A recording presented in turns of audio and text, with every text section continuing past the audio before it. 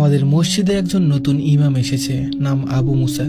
যদিও তিনি বেশি দিন থাকতে পারবেন না বলে ধারণা সকলের।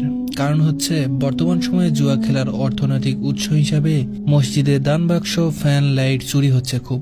আর মসজিদ পাহারার দায়িত্ব ইমামের কাঁধে পড়েছে। রাতে তাকে মসজিদে থাকতে হচ্ছে।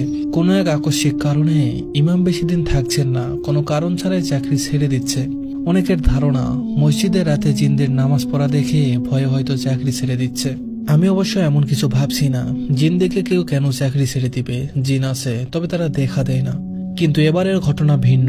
মুসা হুজুর আসার পর থেকে চুরি বন্ধ হয়ে গেছে এবং তিনি 2 মাসের মতো হয়ে গেছে মসজিদে রাতে থাকেন। জিন দেখার মতো কোনো ঘটনা জানা যায়নি, লোকমুখে শোনা কথা। হুজুরের নাকি অনেক সাহস, অনেক মুরব্বী মানুষ তো এটা বাড়াবাড়ি পর্যায়ে নিয়ে গেছে। কেউ কেউ বলে মুসা হুজুর জিন বশ করতে পারে, জিনদের সাথে কথাও বলতে পারে, ইত্যাদি ইত্যাদি কথা গ্রামে রটে গেছে। আমার